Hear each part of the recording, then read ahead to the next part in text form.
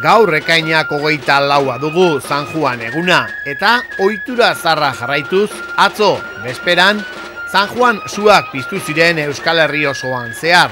Zarautzan, usadio zarra jarraituz, Santa Clara atzeko aparkalekuan, Santa Clara azken portu eta Arizbatalde festetako komisioko kideak San Juan zua antolatu zuten. Aurrez, sardina jana, bertsolariak eta abar izan genituen eta ondoren, gurekin jai batzordekideak gonbidatu zituzten sua piztutzera.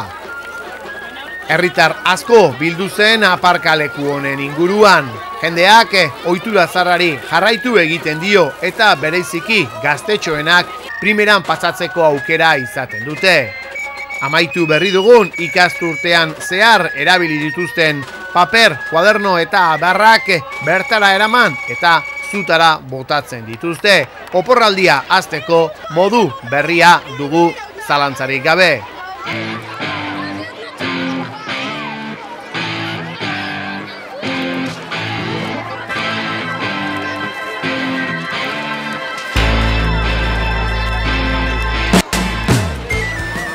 Dantzak eta musika protagonistak izan ziren baita ere zuaren inguruan, baina hobekien pasatzen dutenak gaztetxoak direnez, ikusi ditzagun zer nola ibili ziren bat gauean, euren erregaiak zutara botatzen zituzten bitartean.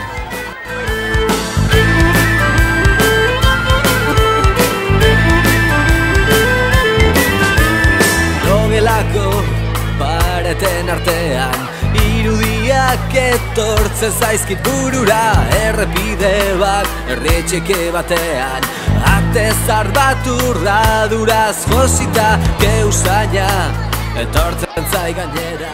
Bat gaua urteko gau laburrena dela ezan ohi da eta suaren eraginak gaua laburrago izatea bultzatzen du.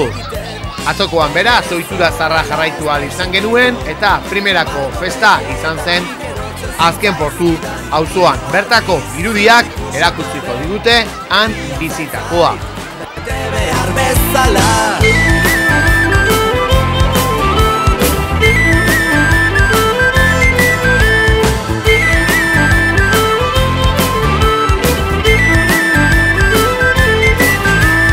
Xagodarrak bezala bizitzen, diru mordoska bata atetzeko, Bibolina, zure bigarren bihotza, mantentzen zaituna egunero.